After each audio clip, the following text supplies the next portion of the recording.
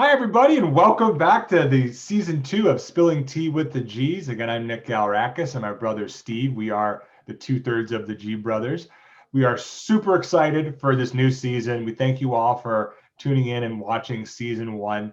We got 10 new episodes coming up this season. Already got some great people lined up. Before we get into our first episode here, we want to just kind of reintroduce ourselves, who we are, why we do what we do. And again, I'm Nick. I am one of the co-founders of Elephants in Tea and the executive director of the Stephen G. AYA Cancer Research Fund. Elephants in Tea is a nonprofit media company that is an arm of the Stephen G. AYA Research Fund. I am a sibling of a cancer survivor, but I'll let Steve talk about himself. But again, we're super excited that you're here tuning in on this. So I'll throw it over to Steve real quick. Hi, everybody. I'm really excited for the second season. I'm Steve.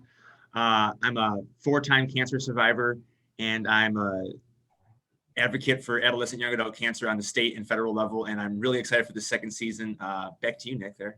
Awesome. Sounds good. So let's get to the fun stuff, right? Who do we interview for this first episode? So Wendy Griffith, the AYA program manager at MD Anderson, and Allison Rosen, also a survivor and a huge advocate in the AYA cancer space. You'll probably find Allison on social media a whole bunch as well. And those two individuals did a wonderful job presenting on mental health at CancerCon this past June. And so we thought it would be great to get the two of them on to talk about some stuff, right, Steve? Yeah, this episode is going to be really a really important episode. We're going to be discussing issues of mental health within the young adult cancer community, which mental health is an issue that we all face, especially in these trying times. And among our cancer community, it's a really important issue to discuss. And I'm really excited to get into it today.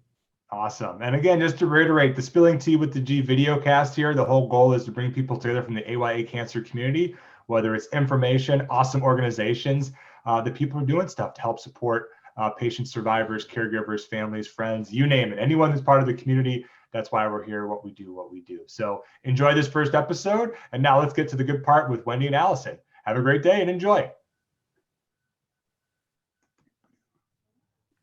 All right, we are here with Allison Rosen and Wendy Griffith. We are super excited to have them both on at Spilling Tea with the G's. So let's get right into it. So Allison and Wendy, welcome, hanging out with the G brothers, two-thirds of the G brothers, that is. There is a third of us. He's out there somewhere. But welcome. How are you both doing? Good. Happy to be here. Awesome. Yeah.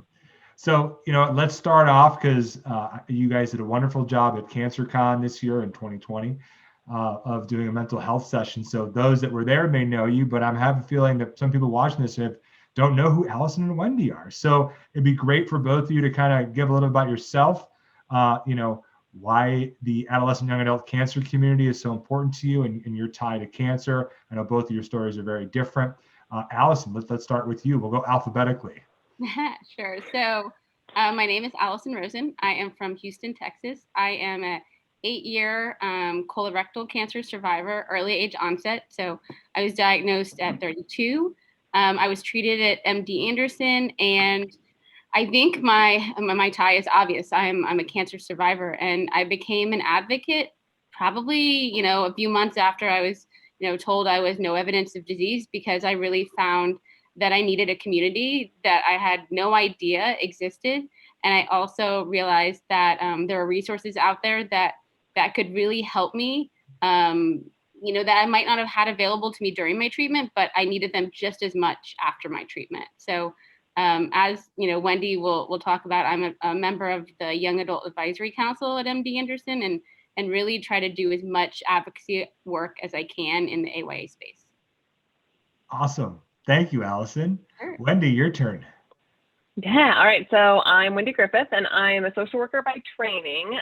Currently, I'm the program manager of the Adolescent and Young Adult program at MD Anderson. What that means, I kind of just coordinate everything that happens under the umbrella of the program, which is pretty large.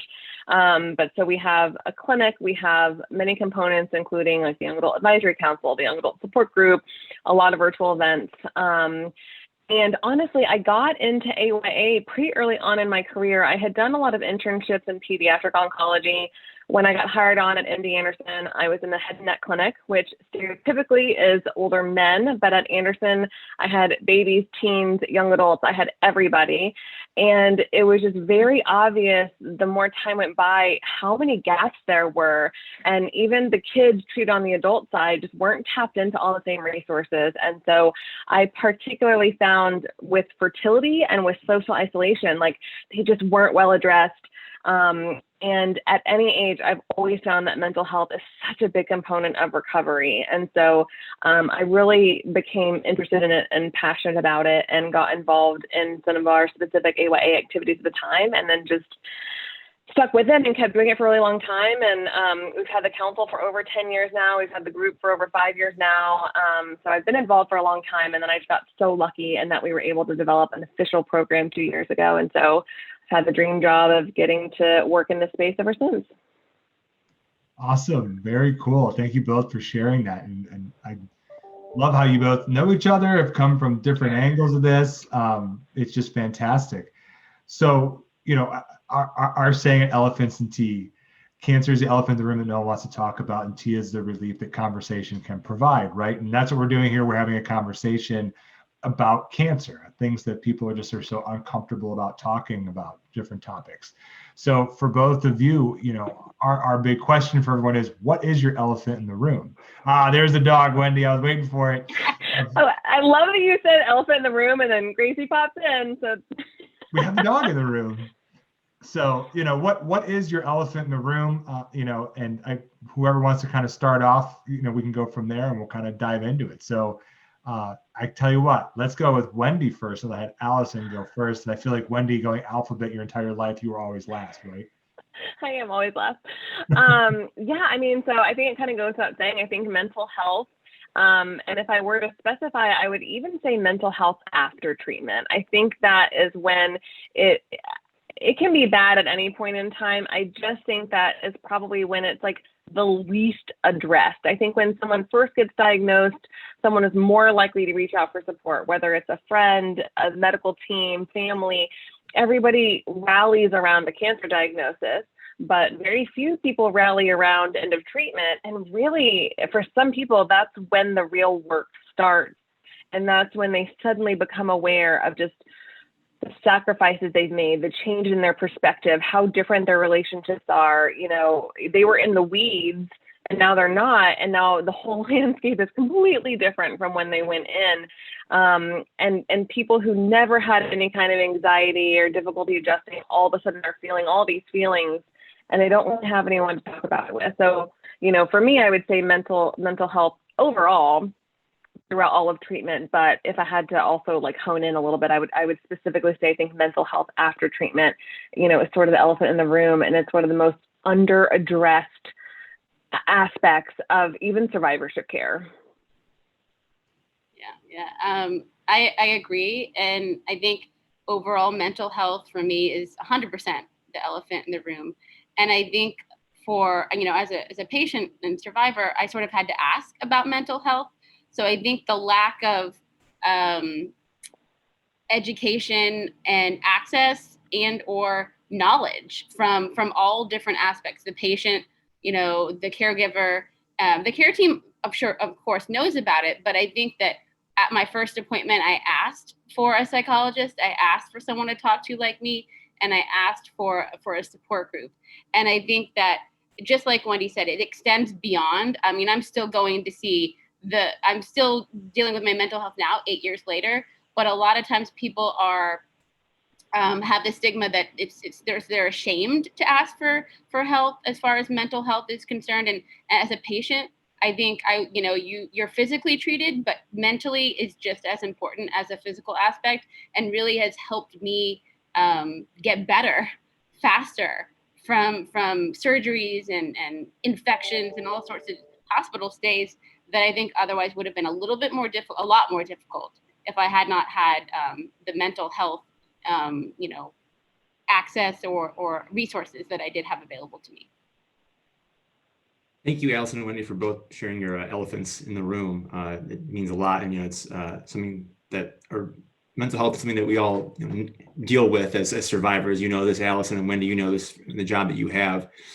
And so I guess I have a question now for you, Wendy.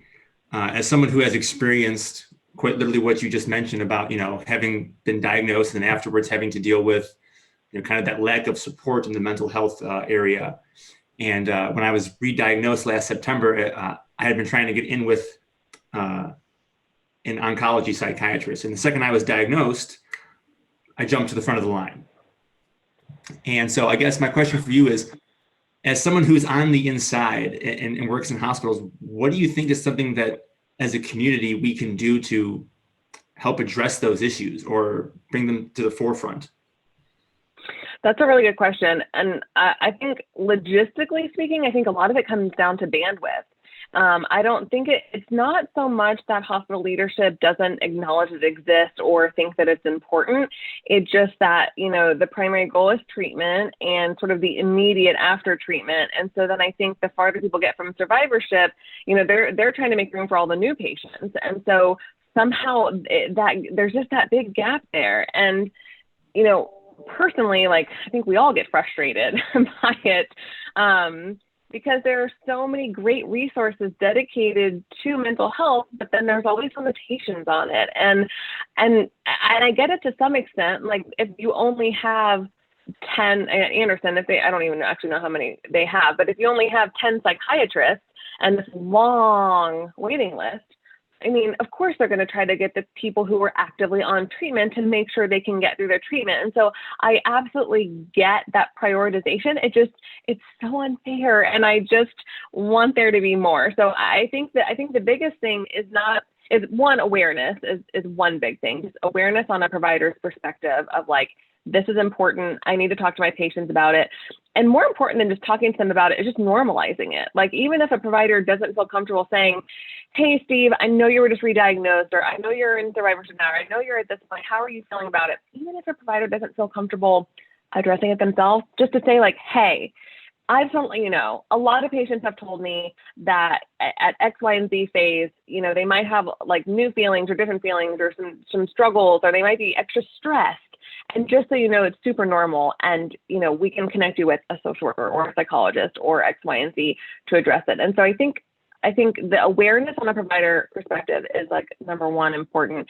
And then number two, it's the funding. It's getting more funding that has less restrictions on it. Thank you, Wendy. The funding is obviously, as we know, hospitals are businesses at the end of the day. And unfortunately, you need that monetary backing, and without that, we can sit here and spitball all we want, but without that, you can't pay the psychiatrist or the psychologist to be there. So that's so true. Even just to jump in on that, I think the bandwidth it extends even beyond the hospital setting, right? And this is a conversation I know that is talked about in the nonprofit space too, when it just comes to supporting everyone. And not just everyone, and we won't go down this rabbit hole, I think, for this conversation, but I think that the bandwidth is a huge part where we've actually had people come to us now from Elephants and Tea that are about to age out of the AYA space. So what do you do for that 40 to 50-year-old or even up to 55-year-old group where, mentally they're still with the late 30, early 40s, but because their age, right, they're 10 years out of that age group, even though they were diagnosed as an AYA, how do you continue to support them?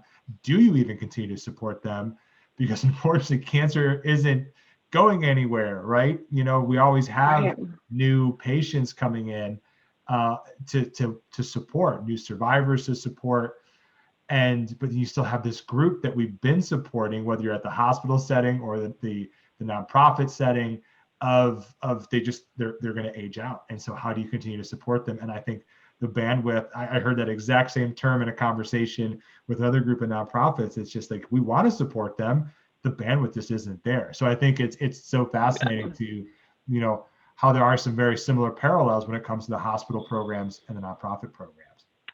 Yeah. And I can say from an AYA program perspective, on paper, you kind of have to have an age range of what your target kind of demographic is. But we always tell people, whether they're 39 or 45, if they have AYA related needs, we'll see them. Like, we hate the arbitrary cutoff of like, oh, well, you're only 14. So, but like a 14-year-old to a 16-year-old, like what if they have the same needs, or if they have fertility questions, or they're isolated, or so we try in AYA clinics specifically to be super flexible and see anybody as long as the AYA needs are there. But then there becomes the problem that once we see them though, who else can we refer to make sure we have the resources? And our AYA social worker, Lauren, is like a dream, and she's so wonderful, but she also is a human who only has a certain amount of hours in a week. And although she would love to do counseling with every single patient she sees in clinic, she can't. And so then we figured, okay, now we need to find who else within MD Anderson, will address these needs. And so, we found a couple people in supportive care who really care about AYAs and are really passionate, because I will also say as a side note, which you guys already know, there is just something a little bit different about the demographic. And so you do have to have a provider who's aware of what the specific AYA mental health needs are. So we found a couple in supportive care. We found a couple in psychiatry. We found a couple in our integrative medicine center who said, hey, we'll see new patients, current patients, survivors, we'll see anybody. So now we have this sort of like, not menu, still pretty limited, but we actually now have people then like, so now if Lauren is full, now we can go to this person or this person. And now we can actually say, like, here's this patient, what are their needs, and which provider is going to best fit those needs. And now we have more choices. And that's where I think like the growth is important. Totally agree. That's really, yeah, and it's really cool that you've been able to identify those people that will do that. Well, now, Allison, I have a question for you. As someone who is a survivor, who is in the world of, is dealing with her mental health, because there's, you're never not dealing with your mental health, as we all know, and someone who works, I guess, what advice do you have for people that are coming out of cancer and are looking for that kind of support? Because we all know that each person's journey is entirely different when it comes to mental health. So I guess, is there anything that you can, I guess, suggest for someone who's coming out of treatment? Oh yeah, so many different things. I think the resources that are available, like, look into them, find them, get active. There's so many things, elephants in tea, look and see your programs and see how people can get involved. The biggest thing for me that started everything was connecting with another young adult. The minute I had that conversation and realized that somebody got me, understood where I was, especially with my survivorship, because exactly what we said earlier is, even though you're cancer free, you're still dealing with side effects. You're still dealing with survivorship for the rest of your life. So you're finding yourself. You're trying to figure out your new normal and where you belong and what you want to do in life. So I connected with one-on-one support, and there's so many groups that do that. MD Anderson has their My Cancer Connection one-on-one support. There's Immerman's Angels. In Houston, there's Can Care. But starting there and then seeing how comfortable you are, getting on one of these happy hours for one of these nonprofits that are specific for AYAs, figuring out where your niche is. Like, what do you want? Are you more creative? Do you want to do goofy happy hours?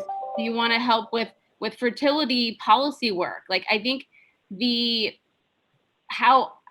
told someone this the other day, 80% of my best friends now are cancer patients or survivors that I met doing volunteer work. Like, either at MD Anderson, at my cancer hospital, or throughout the world within the colorectal cancer space. I'm now a part of a group called an Advocate Collaborative, which is advocates like myself that are in different spaces, different types of cancers where we want to make a difference. And I think that has provided me the support that I've needed.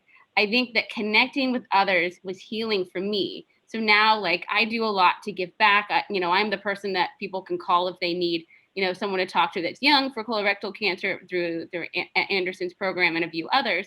But that continues to be a support for me. So I got help that helped me. Now I'm helping others. And that continues to provide that support for me, knowing I'm not alone and knowing that there's a huge community out there. I think people have no idea.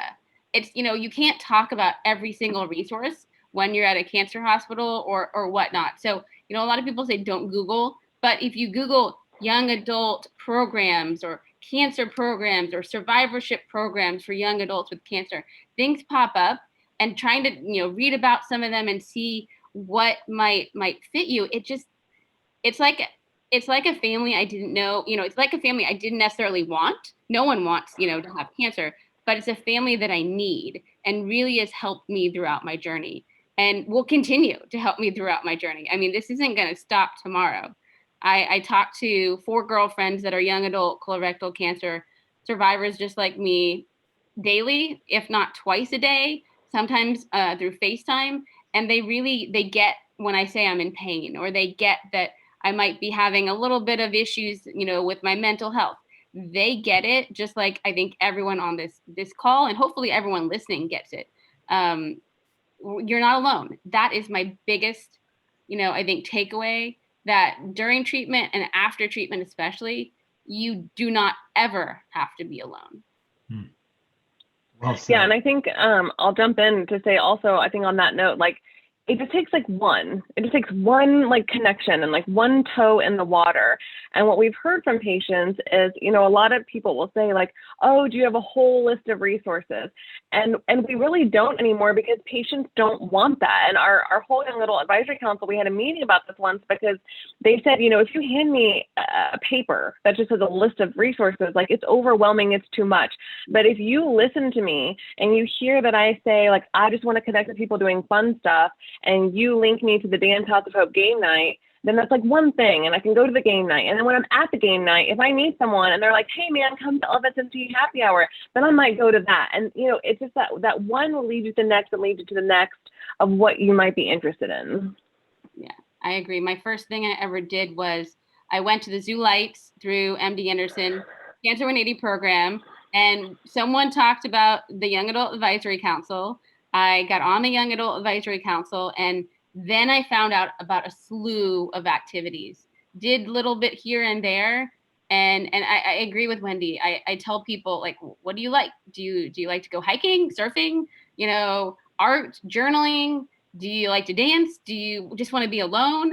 And that's when I use the list of resources in my head to tell them to get involved. And I also usually will go along with them, because a lot of people are hesitant to join alone. I'm not, but I'm definitely not like everybody else. I'm just not a shy person. But a lot of people are very hesitant to join a new group without knowing somebody. So I'll always be like, well, you'll see a friendly face. I'll be there. Don't worry. And then usually after that, they see how amazing it is and they don't need me anymore. That's awesome. That's so awesome. And just to kind of take it even a step further with what's going on in today's world, you both mentioned the connections, right? It just takes one. How, I think a big elephant in the room is COVID, and how that's just changed the way that people have interacted. It's changed the way that hospital programs, nonprofit programs, how we've all had to interact. But some of the feedback we've gotten, it's kind of actually been almost a blessing in disguise for some people to force them to connect with people across the country, even across the world. I always hesitate to call a global pandemic a blessing in disguise, but at the same time, for some of these people that, and obviously Steve and Allison, you can speak to this better than I can, but being so isolated, you both have had experience of being isolated. This has forced people to kind of come together. And I know, like, for example, our weekly happy hours, and even Spilling Tea with the G's, neither of these would have existed the way that they do today because of COVID. And I know the connections that have started up with our weekly happy hours that we do on Fridays, those are friendships that'll last forever. So, I'm curious, Allison, and obviously Steve, feel free to chime in, and Wendy too, all three of you from your point of view. But, how has this changed the game as far as connecting with people, I guess? I mean, huge. At the beginning, I felt just like a lot of people, very socially isolated. I felt like I was back in treatment because I couldn't really go out. I was very sick and I was going to bed super early because I wasn't feeling well. So I felt very socially isolated. But then as things evolved and programs developed, like Zoom and all these platforms, blessing in disguise 100%. I now do, this is going to sound silly, but I do not only art classes through MD Anderson, but I do Zumba classes. My Zumba teacher at my gym teaches online. So Saturday and Sunday morning, it gets me up in the morning, and I'm interacting not only with my teacher, but my other classmates that I would normally see in person. So COVID really has provided an opportunity for those that feel socially isolated and those that might not be able to physically be present. So our young adult support group, before COVID, there was a Zoom and there were like maybe 2 or so people on it. I want to say, like, and Wendy, you'll have to address this. I want to say half of the group now are newer people that had never been involved and probably wouldn't be able to come in person to Dance House of Hope for that support group. But now they come and they're regulars and they're getting support they might not have had access to before. So I think in the grand scheme, COVID will take what we've learned from it and continue on with that. I know that Zoom will still be a virtual aspect of connecting through support groups, even when we can meet in person. I think that, a lot of the happy hours that I've been a part of will still happen, even if there's an in-person aspect, the virtual aspect will still be there. I mean, just like telehealth, the same thing. Like, I was having mental health issues. I didn't want to physically go see my psychologist. I did a telehealth appointment with her. And yeah, I was in her office, but I needed that due to COVID. And after that, she really encouraged me to get more involved with a lot of these online things. And, I'm not physically next to any of you, but I feel just as close talking to you on Zoom as I would if we were in person. And it has made that social isolation very much go away, to a point that I'm happy, I'm healthier, I'm working out all the time because I have more time, and it's accessible online for free. And I'm doing things I might not have done before because I don't have to leave. I don't have to leave my house to do a lot of it. Well, I think that's so true for so many of us, Allison. I remember talking to one of the regulars from our happy hour. She made a comment about to me about how she's been able to go to all these things that she wouldn't normally be able to go to in person because of where she's at in treatment. Yeah. And I think the one thing that COVID has really done, it has laid bare all of the problems with our health system. To not go down the political route, but to talk about mental health. I mean, I can't imagine the last time where every single person in the entire country was talking about the well-being of either themselves mentally or their children. I mean, from a school standpoint, to a work standpoint, to being alone, all of these things, it has now become a topic that every single person either hears about on the news or talks about with their friends. And I think that's incredible. I think that's such an opportunity that we really see that that everyone finally understands that mental health, it's not for just the crazy people. I mean, I am kind of crazy, but it's for everybody. I mean, we all suffer through things, whether minor traumas or big traumas. So I think it's really cool to see that just explosive, form of just communication on mental health and how much of a concern it is to people. Yeah. So. Wendy, anything you want to add to that from the COVID standpoint for you? I mean. Yeah, I mean, I think Allison and Steve got it completely. I think it's changed the way that we do everything. And I think that post-COVID, we'll continue to do a lot of things virtually. Kind of like Allison was saying, we've had this support group for about 5 years. And then for about the last 2, we had been using Zoom because, so many patients who come to Anderson don't live in Houston. So people would be in Houston for a few months, come to group, love it, but then they would go home and they were like, oh man, we can't come to group anymore just because we're not here. Why can't we do Zoom? So Don and Roger through Dance House of Hope set up the Zoom. And so at the time, though, it was still, like Allison said, a kind of small percentage. It was just like a couple of people who would join at a time. And, there's a little bit of a glitch or a little bit of a delay, but it was still something.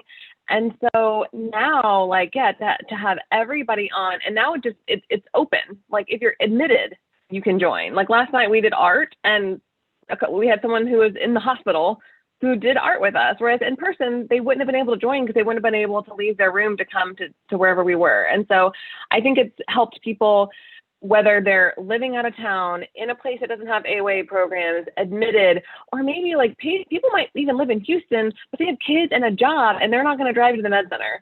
So I just think it really improves access. And I think access is, whether it's healthcare system or AOA care, access is a huge thing. And so I think the virtual thing has just blown it up in a good way and just made it so much more accessible. And so now, our support group has always been open regardless of where you are receiving treatment, but now it's more obvious.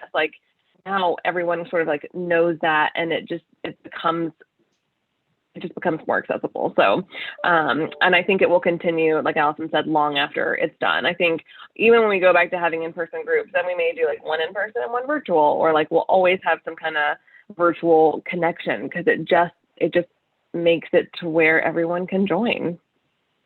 Awesome. Very cool. Well, final question for you both. If there was a group or maybe some sort of exercise, mindfulness, meditation, something along those lines, what would you recommend to people to go check out? I know, Allison, you talked a little bit how to start off, right? Like Steve asked that question. I'm putting you on the spot here, and no, you don't have to answer with elephants and tea. There's plenty of other things out there. As we joke around with their name elephants, it does take a herd, right? So, see, I got you guys to giggle. Yes. So, I don't know who wants to start, but what if someone came to you and said, "Hey, where should I go to go get some mindfulness or some sort of mental health help, if you will, whether it's just a hangout or something else," where would you point them? And again, this is one of many possibilities. I mean, it's so hard because I think, like we went back before, I sort of started with our young adult support group.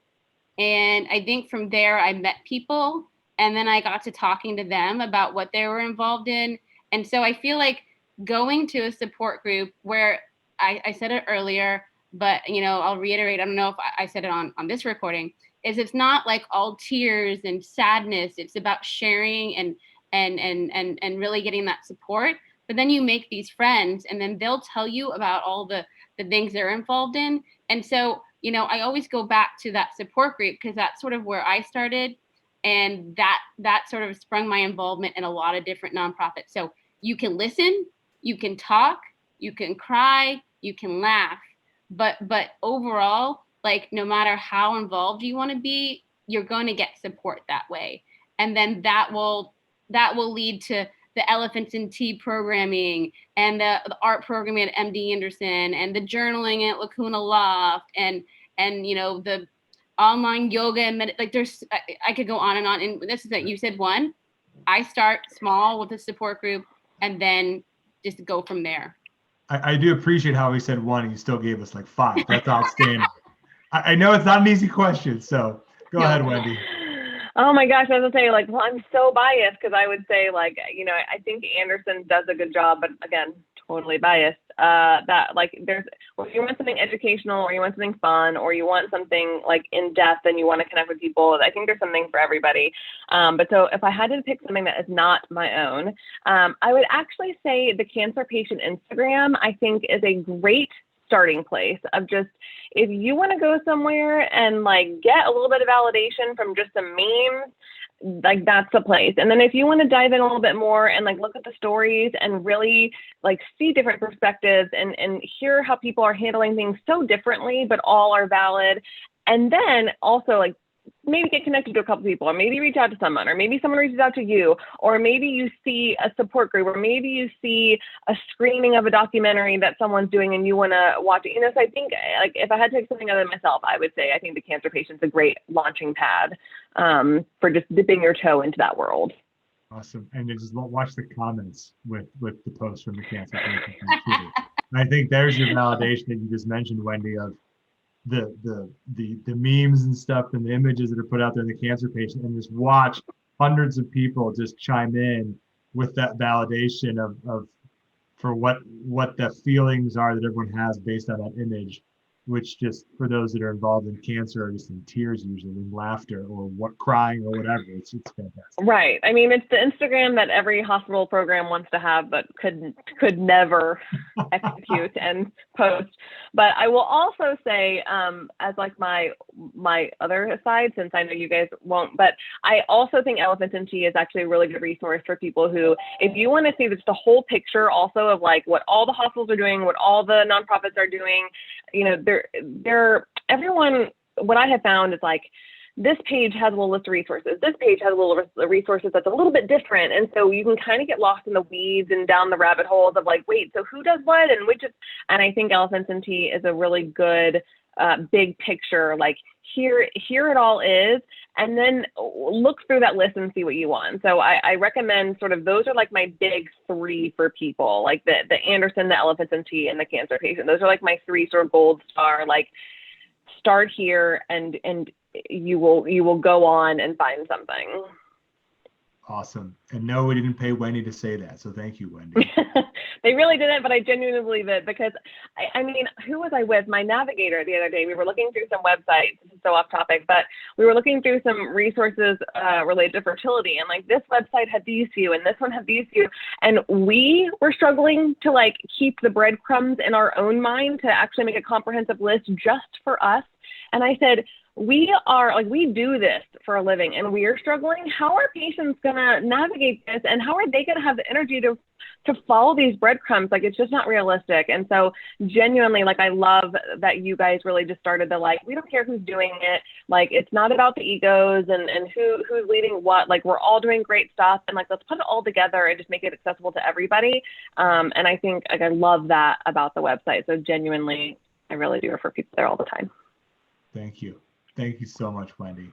And thank you, Allison. Thank you both for joining us for our first episode in season 2. It's been great. You guys have been wonderful. Putting up with Steve and I is always so fun and entertaining. Me? Please. I talk about 30% of the time. It's all you. Mostly. You can tell, which is funny because it's arguably which brother talks more in real life. So definitely not the older brother. That's for sure. Who no one really knows. You need a crowbar to get anything out of that boy. Well, hey, no, thank you again, Allison and Wendy. Appreciate all your insight and being open with us and with everyone out there in the AY cancer community. So appreciate it. And everyone else, have a great day. Yay. Thank you. Bye, guys.